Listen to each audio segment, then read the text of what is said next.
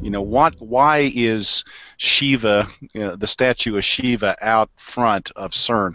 Why was CERN built on top of, apparently, an old ancient Roman temple to Apollo, to Apollyon, the destroyer? What is the motivation behind this issue? Why do we want to open a portal to the other side and to maintain an open doorway back and forth to other dimensions? So you might speak to that. We might have a discussion on that. Yeah, the statue Shiva was a gift from the Indian government, and it's a Hindu god to destruction and then the rebirth, the rebuilding, the reconstruction of the universe. That's all well and good if you're a Hindu, but if you're a Christian and you're looking at it, you begin to think, well, why would you not have, for example, a Christian cross outside the headquarters of CERN?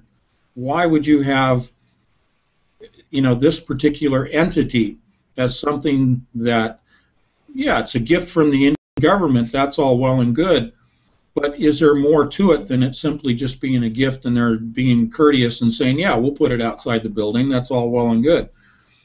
Because you begin to look at things like, again, the CERN logo. Many people have talked about Shiva, they've talked about the CERN logo being 666.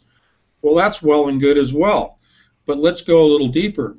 There are curved plates of glass behind which there are animal skins and parchments of Sanskrit writing, Hebraic writing, Chinese writings. These are ancient writings that essentially are talking about the frequencies and the energies that need to be utilized, and in the form of rituals that need to be utilized in the opening spiritually of dimensional portals.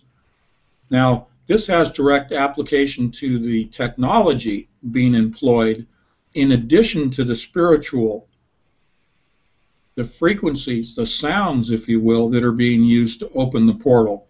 So there's a lot behind what I just said. Of humankind's quest to be as the gods, it still, from my standpoint, puts it in a very a danger. It's a highway to a danger zone, is what it is. To quote Kenny Loggins. Haven't thought of that song quite in this context, but it is a highway to the danger zone.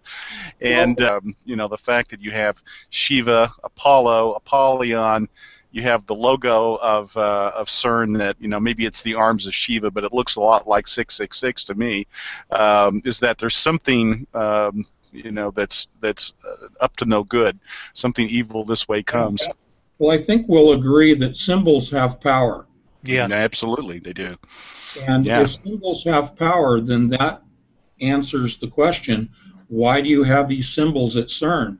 They're not just tip of the hat to ancient history. They're not just being nice guys and saying, "Oh, well, thank you for this statue." Right. Power is derived. This is symbols are mechanisms of communication to the other side. Yeah, I agree, and that certainly is, I think, is anyone that has any occult background would, which I don't happily, but would understand that is in fact the case, that there is some kind of talismanic effect, if I'm making up or coining a term there, but having a talisman that in effect does provoke or invoke some sort of spiritual power, that they're surrounding themselves with this as perhaps another amplifier to help generate additional opening capability of this portal. Sure. So it's bizarre. Many people have made the connection that this machine is the modern-day version of the Tower of Babel. Yeah. That was supposed to be a tower to reach to heaven. Right. Well, really, it's a reaching to another dimension. So that I agree, it is the Tower of Babel.